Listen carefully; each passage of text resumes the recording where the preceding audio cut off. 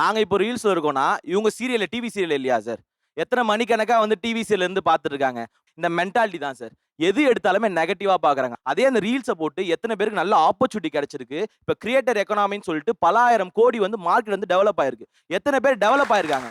அந்த கிரியேட்டர் இதுதான் விஷயம். இதுதான் அந்த அப்டேட் இல்ல. ஒருத்தன் வந்து ஒரு வருஷம் ஃபுல்லா சம்பாதிக்கிறத இப்ப இன்ஃப்ளூயன்சர் ரீல் போட்டு ஒரு வீடியோக்கு 50ல இருந்து 60,000 சம்பாதிக்கிறாங்க. மாசம் 10 ரீல் போட்டா அது 5 லட்சம். ஒரு ஒரு எம்ப்ளாயோட ஒரு வருஷம் எல்பி வந்து அதுல கவர் ஆகுது. அந்த பாசிட்டிவா பார்க்க மாட்றாங்க. என்ன வந்து அவங்க ரீல்ஸ்ன்னு சொல்றாங்க. அது மூலியமா நான் வந்து இந்த செயின் வாங்குனேன். நான் வந்து ஒரு இன்ஃப்ளூயன்சரா இருக்கேன். இந்த செயின் வாங்குனேன், இந்த ஃபோன் வாங்குனேன். எல்லாமே வந்து என்ன ரெவென்யூ கிடைக்குது ஒரு மாசத்துல? ஒரு மாசத்துக்கு ஒரு ஐடி எம்ப்ளாயி எவ்வளோ எதிர்பார்க்குறாங்களோ அந்த இது எனக்கு கிடைக்கும். அதை வந்து நான் இப்போ ஃப்ரீலான்சிங்காக பண்ணுறேன். என்னோட கரியர் இதுன்னு எனக்கு தெரியாது. ஸோ அதனால இது எனக்கு ஸ்ட்ராங்காக ஆகிற வரைக்கும் நான் எனக்கு இன்னொரு வேலை ஒரு பாசிவ் இன்கம் இது உங்களுக்கு கொடுக்குது. பாசிவ் இன்கம் இது கொடுக்குது. என்னோட மெயின் இன்கம்க்கு ஈக்குவலாகவே இது பாசிவ் இன்கம் கொடுக்குது. ஒரு ஃபோன் நிறைய பேருக்கு வேலை வாங்கி கொடுக்கும்போது அதை ஏன் நீங்க அப்படி பார்க்காம அதுல இருந்து குறைய பார்க்குறீங்கன்னு கேட்குறாங்க.